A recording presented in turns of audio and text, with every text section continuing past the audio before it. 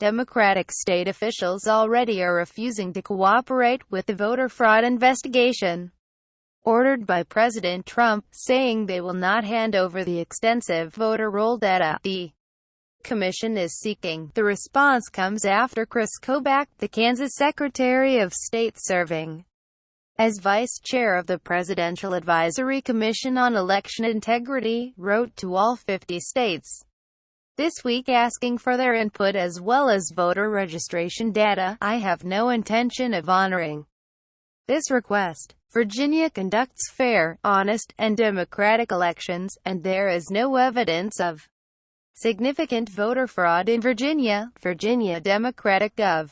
Terry McAuliffe countered in a statement Thursday, claiming the commission is based on the specious and false notion that there was widespread voter fraud last November. In this October 19, 2013, file photo, Hillary Clinton applauds Terry McAuliffe during a campaign rally in the Virginia gubernatorial race.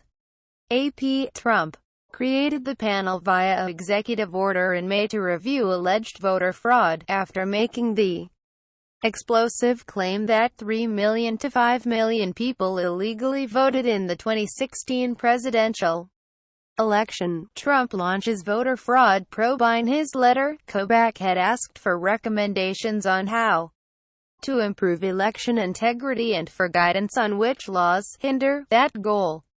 But what rankled Democratic officials was his request for voter information including names, dates of birth, political party, the last 4 digits of Social Security numbers, voter history, elections voted in, felony convictions, military status and more. Kobach specified in the letter he would only request publicly available voter roll data under each state's laws. Connecticut Secretary of the State Denise Merrill said in a statement that her office would provide such information in the spirit of transparency, but suggesting some of the requested data would not be shareable under state law. She said she would ensure the privacy of voters is honored by withholding protected data. Merrill also voiced concern that state officials have not been told precisely what the Commission is looking for. Virginia and California were more brazen in their response. ACLU seeks evidence for Trump voter fraud claims. McAuliffe, a former Democratic National Committee chairman and longtime Clinton family ally, said, at best this commission was set up as a pretext to validate Donald Trump's alternative election facts, and at worst is a tool to commit large-scale voter suppression. The governor declared he would not divert resources to this. California's Secretary of State Alex Padilla struck a similar chord, saying in a statement he would not provide sensitive voter information to a commission that has already inaccurately passed judgment that millions of Californians voted illegally. He added, California's participation would only serve to legitimize the false and already debunked claims of massive voter fraud made by the president, the vice president, and Mr. Kobach. Kentucky Secretary of State Allison Lundergan Grimes, a Democratic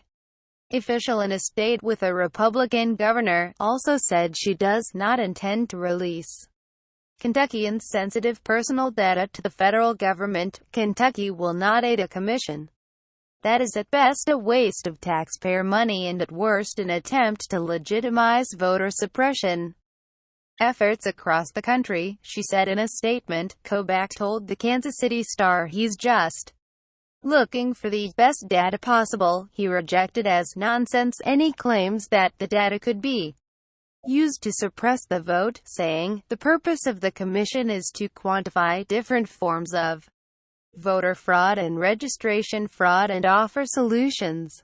And so you have to have this data in order to do any meaningful research. Trump's voter fraud claims and commission have been controversial from the start. He originally called for a major investigation into voter fraud back in January, after telling congressional leaders that 3 million to 5 million people illegally voted in the November election. Trump said the probe would focus on those registered to vote in 2 states, those who are illegal, and registered voters who are actually dead. The commission was not created until months later and was panned by critics as a vehicle to pursue his claim about millions voting illegally. Trump won the Electoral College vote, and with it the presidency, but lost the popular vote to Democratic nominee Hillary Clinton by about 3 million votes, House Speaker Paul Ryan said.